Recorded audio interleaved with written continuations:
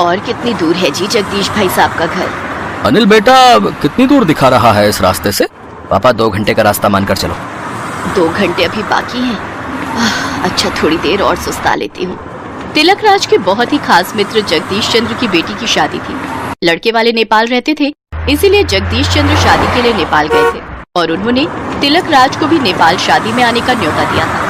इसीलिए तिलक राज अपने परिवार के साथ अपने दोस्त की बेटी की शादी के लिए पहुंच रहे थे, पर अचानक क्या हुआ ड्राइवर साहब, आपने कार क्यों रोक दी?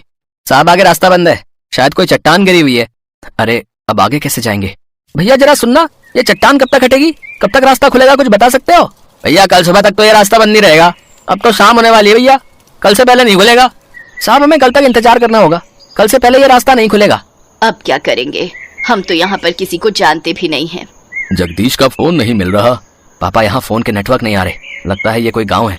चाची, पानी भरने के लिए तुम्हें इतनी दूर आने की क्या जरूरत थी? मैं अकेली आ जाती। अरे गीता बिटिया, तू अकेले कितना पानी भर कर लाती और इसी बहाने मेरी थोड़ी सैर हो जाती। बहुत प्यास लगी है बिटिया, जरा सुनना, थोड़ा पानी मिल जाएगा? हाँ हाँ, ये लो माँ जी, ठंडा ठंडा मटके का पानी पियो। शुक्रिया बेटी। आप मुझे प्यार से गीता कहो, मेरा नाम गीता है। वैसे आप लोग यहाँ के तो नहीं लग रहे। हाँ, हम लोग दिल्ली से आए हैं। यहाँ काठमांडू में हमारे रिश्तेदार की शादी है, पर ये रास्ता बंद है और सब कह रहे हैं कि कल तक रास्ता खुलेगा। आप सब मेरे साथ मेरे घर चलो। क्यों चाची, अब आप नेपाल में हमारे मेहमान हो तो हम मेहमानों को गाड़ी में तो नहीं छोड़ सकते ना?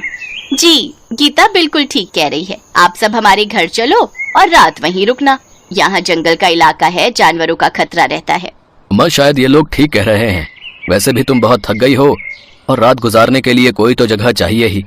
अब अनिल बेटा, तुम ड्राइवर के साथ गाड़ी यहीं लगवा दो, हम पैदल ही चलते हैं। आगे तो गाड़ी ले जाना ठीक नहीं रहेगा। अब ठीक है पापा, आप लोग चलो, मैं आता हूँ। सब लोग गीता और उसकी चाची के साथ उनके घर जाते हैं। गीता और उसके चाचा चाची सबकी बहुत सेवा करते हैं। साहब, गीता 2 साल की थी तब इसके माँ बाबूजी इस दुनिया से चले गए। तब से गीता को हमने अपनी बेटी की तरह ही पाला है और गीता ने भी हमें हमेशा माता पिता की तरह ही समझा है। हमारी और भी 2 बेटियां हैं, हम अपनी तीनों बेटियों से बहुत प्यार करते हैं। अब बस गीता के हाथ पीले हो जाएं, उसके बाद हम अपनी दोनों बेटियों की भी शादी कर देंगे। वैसे कोई लड़का देखा है आपने? नहीं बहन जी, बस ढूंढ ही रहे हैं। अब हम इतने पैसे वाले भी नहीं हैं कि ज्यादा दहेज दे पाए, पर जितना हो सकेगा हम अपनी बेटी के लिए जरूर करेंगे। अच्छा लड़का मिल जाए तो हमारी चिंता दूर हो जाएगी। इतनी देर में अनिल भी गाड़ी लगवा कर आ जाता है। गीता बिटिया, एक थाली में दाल भात और ले आ। अभी लाई चाची। गीता अनिल के लिए भी दाल भात ले आती है। गीता देखने में बहुत सुंदर थी। अनिल उसे देख रहा था, गीता भी उसे देख रही थी। सब लोग बातें करने लगते हैं। उमा को समझ आ रहा था कि सचमुच नेपाल में आकर उन्हें ऐसा महसूस ही नहीं हुआ कि वो किसी पराये देश आए हैं। बहुत अच्छे से गीता और उसके चाचा चाची मिलकर सबकी सेवा करते हैं। अगले दिन वहां से जाने से पहले उमा गीता के चाचा चाची से बोली, बहन जी, हमें गीता बहुत पसंद आई है। हमारी अनिल से बात हुई है, हम वापसी में फिर से आपके घर आना चाहते हैं, पर हम अपनी नेपाली बहू अपने साथ ले जाने के लिए सगाई करके जाएंगे। सच? आपने ये कहकर बिन माँ की बच्ची को बहुत बड़ी खुशी दे दी है। अनिल और गीता एक दूसरे को देखकर मुस्कुरा देते हैं। सच, उन दोनों ने एक दूसरे को पसंद कर लिया था। और फिर कुछ समय बाद वक्रतुंड महाकाय सूर्यकोटि सम उमा अपने घर में नेपाली बहू ले ही आती है। बहन जी, आपकी नेपाली बहू तो बहुत सुंदर है। आप एक बार इसके हाथ के दाल चावल और सेल रोटी खाकर देखो, उंगलियां चाटते रह जाओगे। हमारी नेपाली बहू ने रसोई संभाली है, अब नेपाल के मशहूर व्यंजन का आनंद लो। लाओ गीता बहू, सबके लिए खाना लगा दो।